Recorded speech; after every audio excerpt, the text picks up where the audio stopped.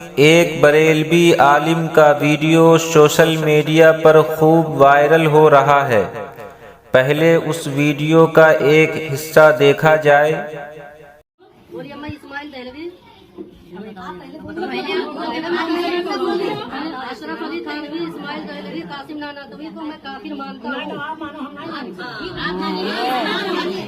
سامعین، حتی الامکان کوشش رہتی ہے کہ بدعتیوں سے اجتناب کریں، ان کی بیہودہ باتوں سے دور رہوں، کیونکہ اس سے دل پراگندہ ہو جاتا ہے۔ اس کی کتاب نہ تو پڑھتا ہوں اور نہ ہی اس کی باتوں کو سنتا ہوں۔ البتہ جب کبھی طبیعت بوجھل ہو جاتی ہے، تھکاوٹ کا احساس ہوتا ہے، تو ایک نگاہ اس کے علماء کی تحریر اور کتاب پر ڈال لیتا ہوں۔ کبھی کبھار اس کے بیانات بھی سن لیتا ہوں۔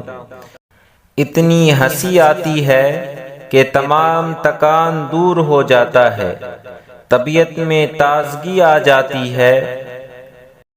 اب بات ویڈیو پر کرتے ہیں۔ علامہ صاحب نے ڈھٹائی کے ساتھ حکیم الامت حضرت مولانا اشرف علی تھانوی نور اللہ مرقدہ اور حضرت مولانا اسماعیل صاحب دہلوی نور اللہ مرقدہ اور بانی دارالعلوم دیوبند حضرت مولانا قاسم صاحب نانوتوی نور اللہ مرقدہ کے متعلق دلہا سے مجلس نکاح میں کافر ہونے کا اقرار کروا رہا ہے۔ دلہا نے کیا خوب جواب دیا، اس کے بیہودہ مطالبات کو پورا کرنے سے انکار کر دیا۔ مجلس میں موجود عوام نے بھی اس کے گھٹیا عزائم کو خوب سمجھا اور بروقت گرفت فرمایا۔ بڑے میاں جب عوام کے سوالات کے جواب نہ دے سکا تو راہ فرار اختیار کرنے ہی میں اس نے اپنی عافیت سمجھی، جیسا کہ بریلویوں کا طریقہ رہا ہے۔ اخیر میں دارالافتاء جامعہ علوم اسلامیہ علامہ محمد یوسف بن نوری ٹاؤن کراچی کا یہ فتویٰ بھی سماعت فرمائے۔ اگر کوئی شخص کسی دوسرے شخص کو کافر کہے اور مخاطب شخص کافر نہ ہو تو اس بارے میں آپ کا کیا خیال ہے؟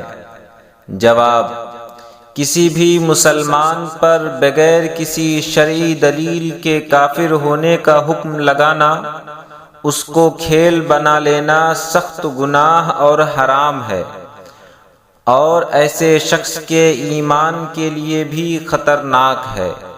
اس سے آدمی کا اپنا دین و ایمان سلامت نہیں رہتا، لہذا دوسرے مسلمانوں پر کفر کا حکم لگانے والے شخص کو اپنے دین و ایمان کی فکر کرنی چاہیے، اپنی حرکات سے باز آ کر توبہ تائب ہونا چاہیے۔ بہرحال اگر کوئی مسلمان دوسرے مسلمان کو گالی کے طور پر کافر کہے تو اس سے کہنے والا کافر تو نہیں ہوگا، البتہ یہ کبیرہ گناہ اور حرام ہوگا۔ اور اگر ایسے شخص کو کافر سمجھ کر کافر کہا جس میں کفر کی کوئی بات نہ پائی جاتی ہو تو کہنے والا خود اپنے ایمان سے ہاتھ دھو بیٹھے گا۔ مشکات شریف میں ہے، حضرت ابن عمر رضی اللہ تعالی عنہ سے روایت ہے کہ رسول اللہ صلی اللہ علیہ وسلم نے فرمایا، جس شخص نے اپنے مسلمان بھائی کو کافر کہا تو ان دونوں میں سے ایک پر کفر لوٹ گیا، یعنی یا تو کہنے والا خود کافر ہو گیا یا وہ شخص جس کو اس نے کافر کہا ہے۔ بخاری و مسلم۔